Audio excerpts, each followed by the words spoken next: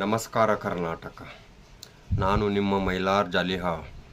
ನನ್ನದೇನೆಂದರೆ ಪ್ರಶ್ನೆ, ನಾವು ಈ ಭಾರತ ದೇಶದಲ್ಲಿ ಹುಟ್ಟಿರೋದು ತಪ್ಪ ಅಥವಾ ಏನು ನಮ್ಮ ಅಪ್ಪ ಅಮ್ಮ ನಮ್ಮನ್ನು ಹಡ್ದಿರೋದು ತಪ್ಪ? ಯಾಕಂದರೆ ನನಗೆ ಏನಾಗ್ತಿದೆ ಅಂದರೆ ಫೀಲು, ಏನಪ್ಪ ನಾವು ಇಷ್ಟೆಲ್ಲ ಉದ್ಯೋಗ ಮಾಡ್ತಾ ಇದ್ದೇವೆ, ಕೆಲಸ ಮಾಡ್ತಾ ಇದ್ದೇವೆ, ಇನ್ನೊಬ್ಬರ ಹತ್ರ ದುಡಿತಾ ಇದ್ದೇವೆ, ದುಡಿದ್ರು ಕೆಲಸ ಮಾಡಿದ್ರು ಉದ್ಯೋಗ ಮಾಡಿದ್ರು ನೆಮ್ಮದಿ ಅನ್ನೋದೇ ಇಲ್ವಾ ಅಥವಾ ಇದೆಯಾ?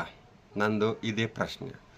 ಯಾಕಂದರೆ ನನಗಿವಾಗ 38-39 ವಯಸ್ಸು, ನನಗೆ 2 ಮಕ್ಕಳಿದ್ದಾವೆ. ಮಕ್ಕಳನ್ನ ಗೋರ್ಮೆಂಟ್ ಸ್ಕೂಲಿಗೆ ಕಳಿಸಿದರೆ ಗೋರ್ಮೆಂಟ್ ಸ್ಕೂಲಲ್ಲಿ ವಿದ್ಯಾಭ್ಯಾಸ ಚೆನ್ನಾಗಿ ಇಲ್ಲ. ಪ್ರೈವೇಟ್ ಸ್ಕೂಲಿಗೆ ಕಳಿಸಿದರೆ 10,000-20,000 ರೂಪಾಯಿ ಅವ್ರದ್ದು 1 ವರ್ಷಕ್ಕೆ ಫೀ. ನನ್ನ ಸಂಬಳ ಎಷ್ಟು ಸರ್? 7,000-8,000 ರೂಪಾಯಿ ಸಂಬಳ. ನಾನು ಹೆಂಗೆ ಸರ್ ನನ್ನ ಮಕ್ಕಳನ್ನ ಓದಿಸ್ಲಾ ಅಥವಾ ನನ್ನ ಹೆಂಡ್ರು ಮಕ್ಕಳನ್ನ ಕರ್ಕೊಂಡು ಜೀವನ ಮಾಡಲ ಹೇಳಿ? ನಾನು ಹೆಂಗೆ ಜೀವನ ಮಾಡೋದು? ಊರಲ್ಲಿ ಏನಿದಾರಲ್ಲ ಇವರು ಪಂಚಾಯಿತಿ ಗೋರ್ಮೆಂಟ್ ನಡೆಸ್ತಾರಲ್ಲ, ಇವರೆಲ್ಲ ದೊಡ್ಡ ಕರಪ್ಟೆಡ್ ಸರ್, ದೊಡ್ಡ ಕರಪ್ಟೆಡ್.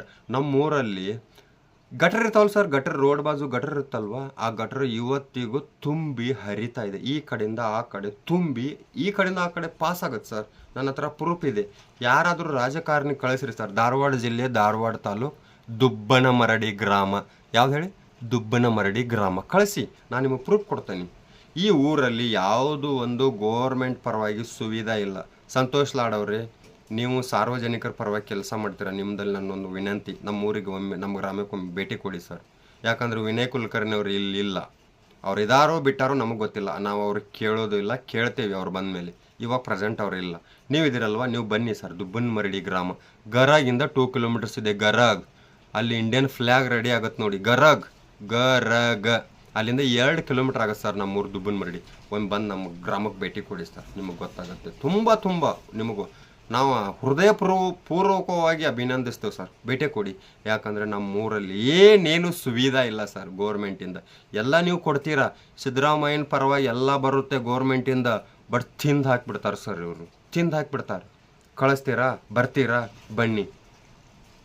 ನನ್ನ ಹೆಸರು ಹೇಳಿದ್ದೀನಿ, ನಮ್ಮೂರ ಹೆಸರು ಹೇಳಿದ್ದೀನಿ, ಎಲ್ಲ ಹೇಳಿದ್ದೀನಿ. ಬರೋಂಗಿದ್ರೆ ಬರ್ರಿ, ಇಲ್ಲ ಬಿಡೋಂಗಿದ್ರೆ ಬಿಡ್ರಿ. ಇದ್ರ ಮುಂಚೆ ಇದಕ್ಕೂ ಮಿತಿಮೀರಿ ನಿಮ್ಮ ಇಷ್ಟ.